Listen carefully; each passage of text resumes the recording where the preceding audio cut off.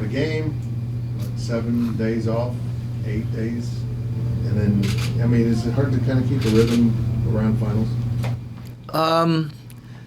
Yeah,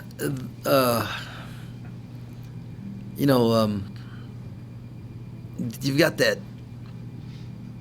They're focused on academics. You want to give them a little rest, just the whole balancing of it. The good thing about this is that we play a really good opponent, right? So it's not going to be hard to get them to refocus. And then most of the guys are going to be done with exams sometime today. So we'll have this evening and tomorrow to prepare, and just we spent the last 2 days locked in on us. Got done.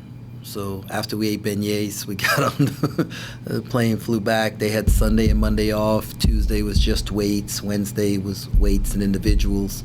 Me and the staff, we went out recruiting, so we got some work done there. And we're very excited to be back with the dudes, man. Missed them and excited about our last 2 days of practice have been really good.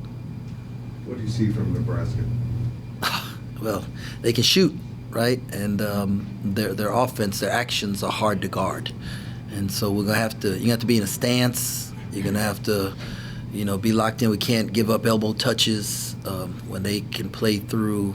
And I don't want anybody to be mad at me if I say their name wrong, but number 51, when he catches, when he catches that ball inside the 3-point line, he's like Tom Brady, there, right? He's making all the right reads and the right passes, and he's got 4 guys around him who can cut and move and make shots, and so it's gonna be a challenge.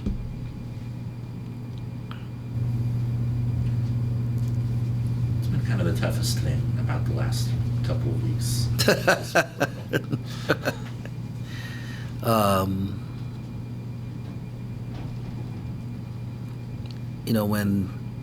Whenever you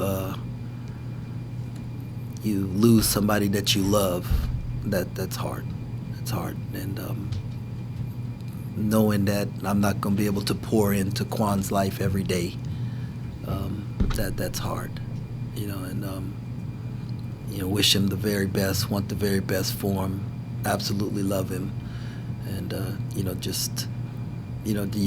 I know that we as a staff looked and saw what were some things we could have done differently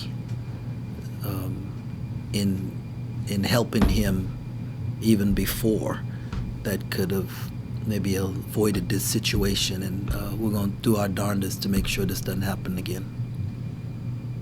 Has Arthur's Ascent just kind of been him getting more comfortable with what you guys want from him in that system? Yeah, no, it's been about Arthur maturing as a person. And he's always been a really good player. He's always had tremendous talent and ability. And I wanted him, I challenged him to have his teammates fall in love with him. Be such a good person that your teammates fall in love with you. And I think I see that happening. And because he's a better teammate and they enjoy playing with him more, it's made the game easier for him. And so, he's always been, like, we thought he was an all-conference guy coming in, and he's playing like an all-conference guy. And but now he's becoming an all-conference teammate. And that's been the biggest thing. Coming up on late December now, so when you said maybe Quez could be back, is he close to that, or what's the update there? Yeah, he's getting there. It won't be till Chicago State Okay. that he'll play. But he did some stuff in practice yesterday. He did some stuff today in practice. We'll see how the knee responds, tomorrow. It looked good, and so we'll just continue growing it and giving him a little bit more, and then see when he comes back from Christmas break. I fully expect him to play in the Chicago State game. What do you hope to see out of your team in these next 3 games ahead of conference starting? Consistency, just doing all the little things as we continue to grow. We have to cut down on our turnovers. If we don't turn the ball over, I think we're going to be really hard to beat.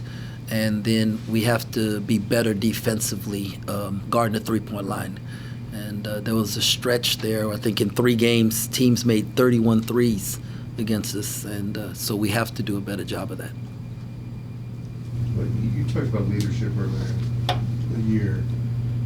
With everything going on, all the outside noise, your players went to LSU and just took care of business. I mean, what's it say about how they've matured as a team? A ton. Their approach, adversity can, sometimes it breaks you, but sometimes it can bind you. And those guys, it really pulled them together. And TP and Will and Cam and Art, those guys have really grown as they care, right? Their care factor has grown, and how they show their care factor, and every day coming in doing all the little things right, which allows them to help hold other people accountable. Before you can hold somebody else accountable, you got to hold yourself accountable. And they've done that, so now their teammates, they take each other's coaching better now. And, I could say it, and it'll carry some weight. The assistants can say it carries some weight, but, man, it carries a whole lot more weight when they're saying it to each other. Will McNair, probably because he arrived so late, people didn't know what to expect, or maybe didn't expect a whole lot from him. But how did you guys end up on him at that late time? Was it? I know he decided to leave Providence, but yeah, the great thing about our staff, man, is that we never stop. Right, we never stop. We're always flipping over rocks. Talking to everyone, finding out what's going on. Reem calls it the streets. We're just constant, right? We're never satisfied where we're at. We're always trying to get better. And this was a situation where, we have a guy on staff who was at Mississippi State while Will was there, and he was unhappy, and went to his staff and said he's looking at leaving, and we happened to be one of the options for him. Had you been on him at all before? A little Providence? bit, a little bit while he was at Mississippi. When he was leaving Mississippi State, that staff called us about him, and we kind of looked and saw where we were at, and and then as it went along, his value to us grew. So, and we found out more information about him. So going off of that, you don't have an open spot without Naquan? Has there been interest in your staff? Yeah, we're flipping rocks right now. Everything. Making phone calls, seeing if we can find someone, whether they can come in and play right away. I doubt there's a 6'10" wing guard who can play 5 positions that could be an all-conference guy that's going to be available right now. But, if there was, we're going to flip rocks to try and find it. Maybe there's a kid overseas who wants to come, would come next year, but could come right now and sit out the second semester, learn the system, get better, whatever it is. We're going to turn over every rock, and if it's good for our program, help us moving forward to build for the future, then we're going to do that. You've been able to have any conversations with Naquan since he was dismissed, and whether it be just checking in on him or even helping him find a new spot or anything like that? Yeah, no, he's got good people around him that have helped him with that. I've texted him and Mom. I know he's around here. I'm going to give him his time, I'm sure. In every situation when things happen, there's first you get angry, and after a while of, time passes, then I think he'll get to the point where we can spend some time together. But I just want him to know that we love him. I might have problems phrasing this, but having resolution, even if it wasn't the resolution we wanted, but the players knowing he's not riding in on the horse to save us at any point, this is up to us, is that helpful? Oh, yeah. Yeah, whenever you, know for sure. And I'm just one of those guys, man, until the fat lady sings, the horn blows, I think we still got a chance to win, and still got a chance to. So I'm a fight to the very, very end. And but once the horn blows and it's over, I know how to move on. I've been told no a whole bunch in my life, and it didn't stop me. And so and that's the way our staff is. We're gonna be relentless to the very end, and then we're gonna move on and do the next right thing, because that's what tough people do. Kind of take us through the process of the video that you guys put out last week. It seemed to really have kind of a calming presence, even for just a little bit before it kicked up, and then obviously you went and talked to some of the guys that were out in front of the president's house. But just the process of deciding to do the video, and then kind of what message you want to get across?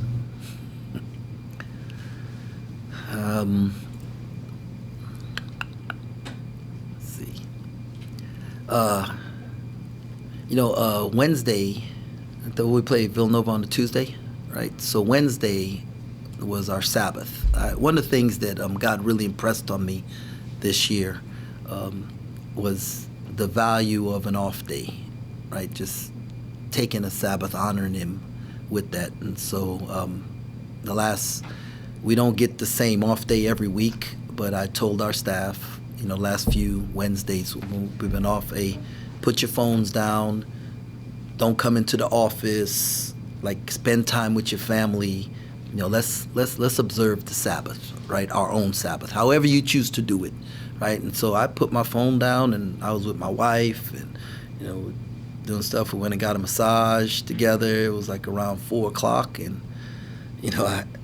when I got done, I missed a call from Gene. Well, he's boss, so I returned the call, and he said we need to talk, and so then we talked, but that was the first that at that time, from Tuesday night celebrating the win all day Wednesday, that I'd known that anything on campus was going on or whatever. That's the first I saw of it.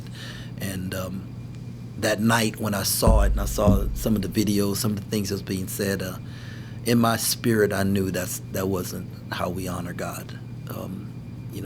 God doesn't deal in division. Scripture's clear, house divided can't stand. And so for me, I knew in my spirit I needed to try and do something that brought us together. But the statement said at the bottom of it that there would be nothing else said or done. And so I was trying to honor that too. And so, then the next day, we had some meetings, and they asked if I would say something. And so, I just felt like our fans needed to hear my heart in it, that, we loved Quan, we loved this place, and the only way we can move forward is with love. Is there any truth to the idea that you might not be happy here anymore because of how things played out? I was an assistant for 19 years and always wanted to be a head coach, right? And that's what I wanted to do. I wanted to be a head coach, but the opportunity never came about, and that was, I believe, God's hand was on that, right, for the right time. And when God said, this is the time, I moved. And if my situation here, when God says it's time to move, I'm going to move. Nobody's going to run me away. No situation's going to, scare. I know I'm called to be here for this moment and this time. And like, once again, if for some reason the Lord says, I'm moving you somewhere else, and it doesn't necessarily mean to another school. It could be stop coaching. I'm okay with that. Whatever God has for me, that's what I'm all about. So, happy, unhappy, that stuff, like, I think those are words. There's a joy in my soul for what I do and being around these young men, and that's what I hope that people see and people understand. I know you can't get into specifics on recruiting, but how nice was it to continue to plant those seeds on the last couple of days? Oh, man, it was awesome. It was awesome, man. We were able to, D.C. and see one of the best players in D.C. and young fellow that we're really happy, think would fit this culture unbelievably. And then we went to Pittsburgh and saw another young man who's, dynamic guy who, he could help us win a lot of basketball games, just a great human being. And then we were able to slide down to Orlando and see just a terrific guy down there, meet with mom and dad, and it was a big time trip. We got to go to Atlanta, see one of the best players in the country again, and everybody we saw are guys who can help us win games. They fit our culture, what we're about, and they would raise the level around here, both talent-wise and as character-wise. How important is it to roll into those meetings with all four of you? Not just one guy going to see someone, the whole staff's there. Well, I think it's important. I think it separates us. We want every kid and family to know that we all believe in him, and that when he's on campus, that he can go in anybody's office up and down that hallway. And so we all bring something a little different to the table. And so I love being around those guys. So selfishly, it's fun just to hang out with them. We call it our wives. We tell them we're going to work, but we have a great time together. How challenging is it to be able to do that in the midst of your schedule, though? Well, that's the great thing about this academic break here that because we don't go out during the season. You spend all this time recruiting these kids, tell them you're going to help them become better basketball players, how much you want to work with them. Then they come to campus, and there's one coach coaching them, and everybody else is out recruiting the next class. And I think the best thing we can do for recruiting is win, right? So I got talented basketball coaches, and I want them on the floor with our guys, helping them get better. So during that break, when they were focused on academics and stuff, we could be out recruiting. It probably might be the last time I go out during this season, and won't go out again until April. But who we went and saw were the right ones, and who fit what we're about. With that in mind, when you get this much break between games and you can't focus on practice, does that give you a unique opportunity to improve more than other parts of the year? Man, I hope so. I hope we've done we made a list of what we need to improve on, and we really tried to focus in on it. And so hopefully we can use this time and next week to really get better before they go home for their Christmas break. Some people keep guys around for Christmas, and use that time. And I firmly believe that our guys need a break from us. We've gone on a foreign tour. We were together all summer long, and some of them didn't get to go home much in May. And so 5 days off for Christmas. I tell parents that in recruiting. Promise you 5 days off for Christmas. They're going to be able to come home and spend time with you. And we'll usually play in a Thanksgiving tournament. And this time is when we do our get better. And we'll get them back on the 27th, practice that night, 28th, 29th, play. So I kind of like that, and I feel like it's been successful for us our last few years at Baylor and then here last year. Will you guys go from the game in Kansas City to flights? Yes. Yeah. So that works out well. A lot more opportunities to fly out of Kansas City there. Coach, do you believe that the players have bought in more? Because I know earlier in the season you were saying they were still in that buy-in process. Have you seen that get better over the last couple of weeks? Yeah. They're definitely buying in, and we're buying in more to them. I tell them all the time, I'm not like a full believer just yet. It's a process of us learning them and them learning us, and knowing what their strengths are, and being able to sometimes relate to them in the right way what their strengths are, because everybody is very self-aware. And so we got some data now. We've played a number of games. We can look and say, hey man, this is how you help us win better, and this is how we can help you to help us win better. Is it more challenging now with the portal and everything? You don't have a lot of 3-4 year guys anymore. Well, I've only been here 2 years, so it wouldn't matter, But you were at Baylor for a long time. Yeah, but just the nature of it now is that that's what it's gonna be. And then with the court ruling, dudes dudes can transfer multiple times. I'm just telling you, it's about to be AAU around here, right? We got man, yeah, dudes are gonna be able to transfer multiple times, and you've got NIL and all that other stuff. Yeah, it's about to be the Wild Wild West, and it's okay because we got a staff that can adapt. Right, we can adapt to this thing. We're gonna figure it out, and we're gonna do our job with the guys who are on campus. The ones we want to stay are gonna stay because we're gonna love them. We're gonna take care of them, and then we're gonna get the best ones to come in that fit what we're about. So You've had different sayings on different shirts. Crazy faith. Things say about boring habits. Now I see foraging. What's the significance behind this one now? Man, I'm glad you asked that question.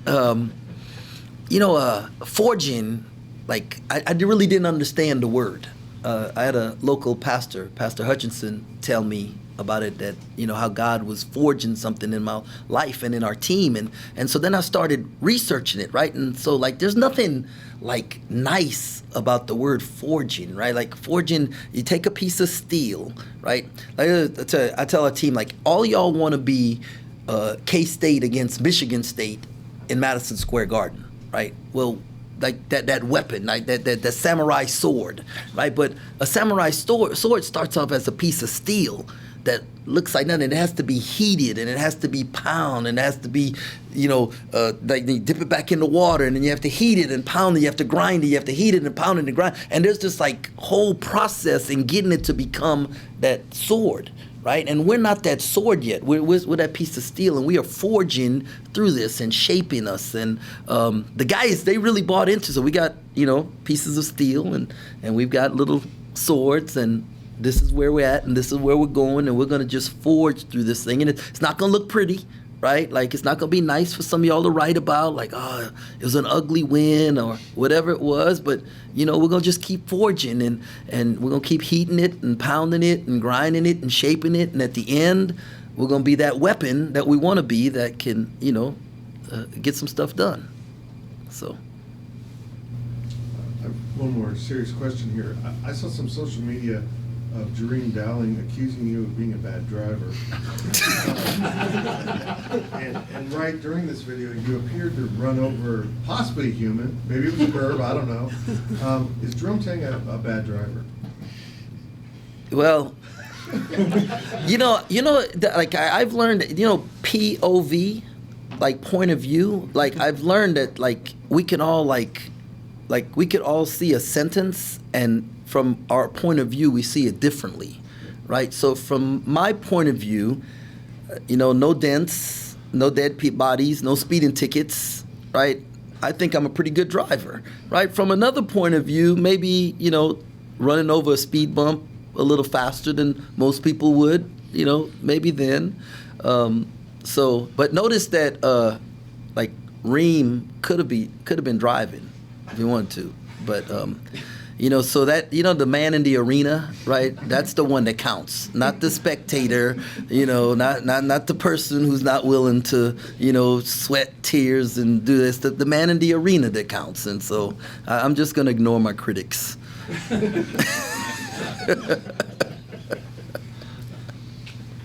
you a better driver of a regular vehicle or your four-wheeler? Oh, probably a regular vehicle, right? I still hadn't like juiced that thing yet. I probably need to find a place where I'm not worried about getting a speeding ticket. But I did get to use my plow a couple times. A plow? Yes, the plow on the front of the floor. That's why I didn't get the four-wheeler for fun. No, I got the four-wheeler because when it snows, my driveway's kind of big, and I don't want to have to like shovel it. So that's why, yeah, it was never for fun at all. Welcome to Kansas.